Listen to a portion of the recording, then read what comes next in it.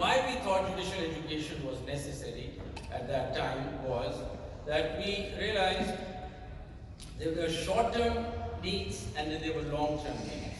So let's talk about short-term that we realized what were important. We thought we need to constantly nurture efficient, ethical, skilled, and knowledgeable judges need to be nurtured as we go along. We thought continuous judicial education was necessary. And let me just flag that right here at the very outset. To me, judicial Audwas at Lahore at that time, judicial education really meant that a judge ought to focus on the law. And if at all, over a period of time, some prejudices or impartiality or any partial views have come into his thinking, we need to make sure that through judicial education we undo all that so that he gets back and becomes a neutral and an impartial judge who concentrates and focuses on law. So I think judicial education has a lot to do with that, and that's why continuous legal education is necessary to ensure that the judge does not develop his personal biases which come into his judicial work. A judge could surely have his own judicial policy, but need not and cannot have his own emotional or his own prejudices that come into his thinking, which affects the way he decides matters. And I think continuous legal education could help you shed those prejudices and keep you on track. I think that was one of the most fundamental things that we wanted to achieve. So it's a nursery to cultivate a talent, future leadership. That's why the academies are important. And it's a platform to meet the challenges in the field. A number of things are happening in the field, and it's important for the judge to realize how to deal with those issues by coming onto the academy for a session. Some of the photographs show how we've been working there. It's also a centralized place for judges. This is how we thought about it, where you can debate. The judge doesn't get the time to debate, think about things, talk to his peers. It's an ideal forum where you can meet, discuss issues, debate issues, an ideal atmosphere for a judge to grow and think. So that's how we sort of set out to do this. It also helps you to internalize different perspectives. We at the Academy tried to make it very multidisciplinary, where we brought in experts from different fields so that the judge would broaden his vision, look at other aspects of life and internalize them in understanding how things work, and a place for innovation also. It's so finally, it's a place where you come down and you think, reflect, discuss, and develop a mind that and energize yourself to go back and try to become a better and a more efficient judge. So that was the thinking, and that's what we thought was the need and the requirement for having a judicial academy.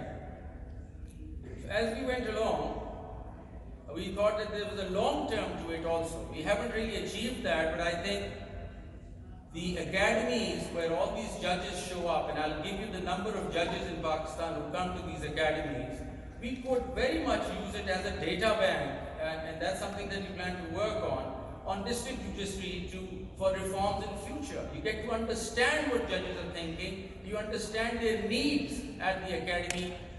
There is no other system within the justice sector where you would be able to understand what a judge requires, what are his needs, and if you could start collecting data, that would help us tremendously in reforming the place and carrying out reforms in the justice sector. We're also thinking we have 17 judges, and our provincial high courts, we have a total of 129 judges, but none of them, as I said, go through any judicial training as such. Whether at all that's required or not is a question that I pose, and we need to think about whether at all we need to bring them in. As far as the rest of the judiciary is concerned, we have 4,226 judges in the country. Currently, there are about 3,281 working. That's a huge group, and I have just pointed this out right here, that there is no incentive to judicial education. Now that's a challenge. Now why would these judges, who they basically feel that they've arrived, they are now judges, why do they need to go through judicial training?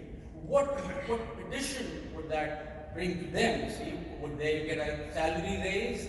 Would their promotion be affected? What's the advantage of having judicial education? So it's been a big challenge for me or for us at the academies, how to incentivize judicial education. Why would they be excited about this? Then I move on to the staff, which you'll see, the staff that helps the court work. And it's a figure, it's a huge figure. This slide deals with the education. There are basically law graduates, and they don't have much of an international exposure, which also shows that they haven't been out in the world and they're not that broad-based in their setting or character.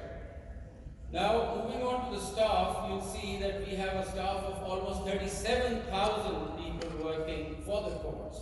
Once again, there is actually no training for them. So even if I were to train a judge in a court, he doesn't have a staff that supplements his thoughts, you see. So once again, he doesn't really move much and can't do much. So once again, there's a huge issue. What's the incentive? Why would this staff who works in the court want to come for training? I mean, once again, as I said, there is no pecuniary advantage, no financial advantage, so they don't really get excited by coming to the academies. And then we have other stakeholders who we also bring in for training at times, would be lawyers, prosecutors, law officers, police, and some of the experts that come in. Moving on to another aspect, which is a big challenge as I see, is the working environment.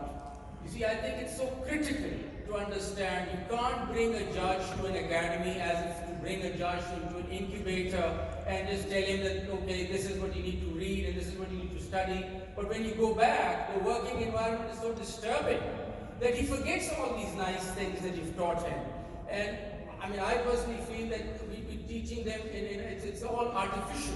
I teach them in a classroom that has nothing to do with the reality outside.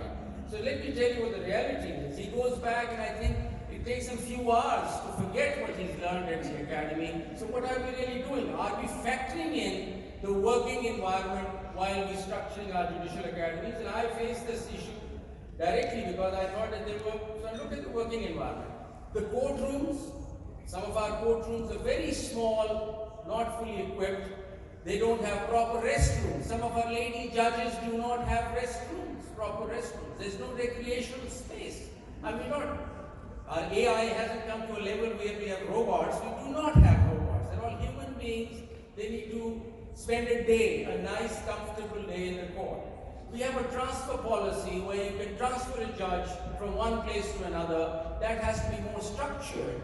A judge who's working well could, due to some political reasons or whatever other reasons, administrative reasons, get transferred to another station, gets affected, does not perform the way he should be. Some of our judicial policies have no connection with the academy or the learning. For example, our judicial policies are that a judge should decide a certain number of cases. That's all. All we do is, please decide 110 cases a month or whatever. Now that does not factor in what kind of an environment is he working in. Can he really do this or not? And that particular policy has no correlationship with the judicial education we've carved out for them. The most important thing is the lack of continuity in our institutions. That is what I want to flag and underline and emphasize. For example, as I said earlier, the high courts manage the academies, the superior courts manage the academies. So if I'm the Chief Justice, I have a policy which says do this, and then all of a sudden, when the new Chief Justice comes, he just goes on a different direction. So nobody knows what the policy is, and that lack of continuity sort of ruins everything and does not really, you can't really grow, you can't really develop, because you're either going 6 feet ahead and then you're coming back 4 steps, and then sum total is absolute zero because you don't know where you're going. Similarly, personal well-being, housing for judges is an issue, schooling for their children is an issue, and in the absence of all this, you see, we can't just train them and tell them to be good judges and maintain a great attitude in the court and have a good behavior when we can't even provide all that for them. Then at the social level, we have cultural and gender issues going on, mostly faced by lady judges, sexual harassment. We don't even talk about it. Not on, that's not how it is. So over the years, there's been a general subordination, a culture of subordination amongst the district judiciary, and they don't really get to talk much, and we just keep on going, they just don't say much. Coming on to the academies, because I see the time is limited, we have 5 academies all over the provinces and at the federal level also. I'll just quickly go through them. There's just photographs showing you all the academies we have, but I'll just come to the structure of the academies, which is bothersome and is a problem. So I'll be rushing through this. This is the Federal Judicial Academy. So I'm more focused now for everybody here is the Federal Judicial Academy, which sort of oversees all the academies established in 1988. Now, what I want to stress at this time, and I'll just move on from some of these slides to get to the real issue, and that is what should be the mix of faculty in the academy. So if you see at the Federal Judicial Academy, we have 70% judges, 20% academics, and 10% experts. So what's the right mix? Should the judges be teaching judges, or should we have experts, or should we have academics? And that's a percentage that we need to understand how to work that out. This actually gives out all the other academies and their percentages, and you see that all of them have their own little policies going, and they have their own percentages as to how much judges and how many academics ought to be teaching. So that's just a quick run on that. I have to go through all these slides to get started that I want. That's the requirement of this presentation. But let me just slowly move on to the real issue. This is the Punjab Judicial Academy. It's a huge place, and I'm very proud of it. I've done a lot of work here. Once again, you look at the curriculum, and we can just move on to. So, over the years, we've also improved our judicial training. We started off in 2007 there, and we moved the training. Earlier, very few judges used to show up at the academy, but we came up with a policy in 2015 that every judge has to go through the academy every year.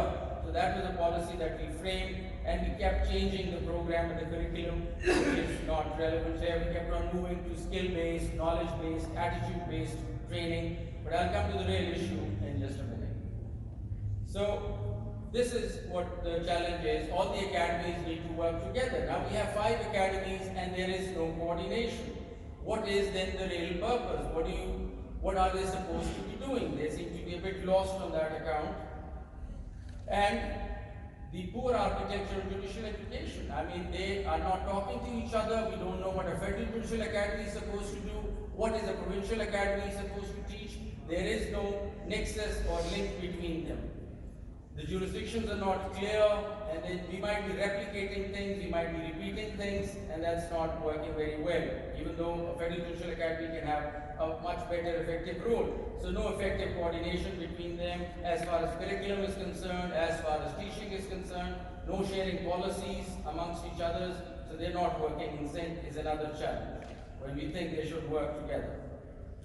Then the structure of the Judicial Academy is very important.